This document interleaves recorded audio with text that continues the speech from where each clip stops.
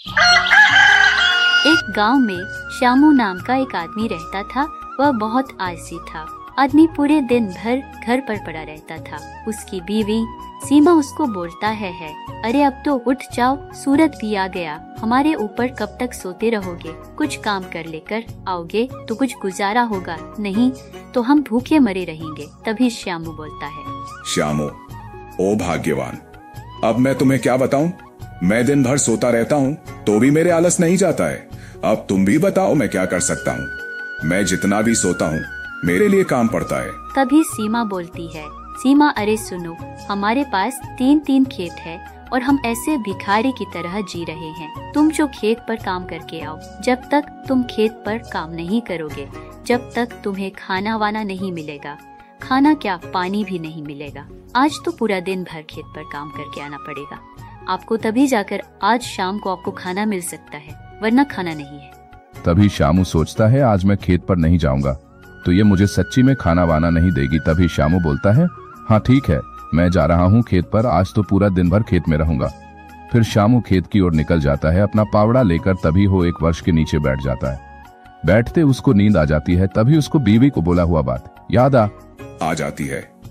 आज तो मेरे को खाना ही नहीं मिलेगा, मैं खेत पर जाकर काम करूंगा, नहीं तो मेरी बीवी मेरे को खाना नहीं देगी। वह धीरे धीरे पावड़ा की मदद से खेत कोड़ देता है, पूरा जैसे तैसे को देता है। बोलते थोड़ा बहुत और रह रहा है, थोड़ा बहुत और रह रहा है। श्यामू पेड़ की छांव में जाकर बैठ जाता है। वह आराम से पानी पीकर फिर उसे छांव में सो जाता है और धीरे धीरे थोड़ी देर बाद में उसकी आंख खुलती है तो फिर वह देखता है कि उसके सामने एक बूढ़ी दादी खड़ी है। तभी वह दादी बोलती है, बेटा तेरे पास पानी है क्या? मेरे को बहुत जोर से प्यास लगी हुई है, थोड़ा पानी पिला दो। मैं बहुत दूर से आई हूँ, जंगल में पानी नहीं मिल रहा है मेरे को, और मेरे को बहुत दूर जाना है, बेटा पानी पिला दे। तभी श्यामू बोलता है, ये लो दादी, तुम पानी पी लो और यहाँ पर आराम करके फिर अपने घर पर चले जाना। तभी दादी परी के रूप में आ जाती है और श्यामू को बोलती है, बेटा तूने कुछ सोचे समझे मेरे को पानी पिलाया। मैं तुम्हें एक राज बताती हूँ कि तू खेत पर जा, अपने खेत पर अनाज बुआ देना। फिर अगले दिन फिर शाम वहाँ से अपने घर की तरफ निकल जाता है। फिर वो घर पर जाकर अपनी बीवी को बताता है कि आज मेरे परी ही मिली है। फिर वह अपनी वाइफ को पूरी स्टोरी बताता है। फिर सीमा बोलती है, चलो हम खेत में चलते हैं, आज बुआ कर आ जाते अनाज। फिर वह दोनों अपने खेत में काम करने लग जाते हैं और रात के समय में जाते हैं दोनों। फिर अगले दिन देखते हैं वह अनाज बड़े हो जाते हैं। फिर वह धीरे धीरे दोनों अनाज को काटकर अपने घर पर लेकर आ जाते।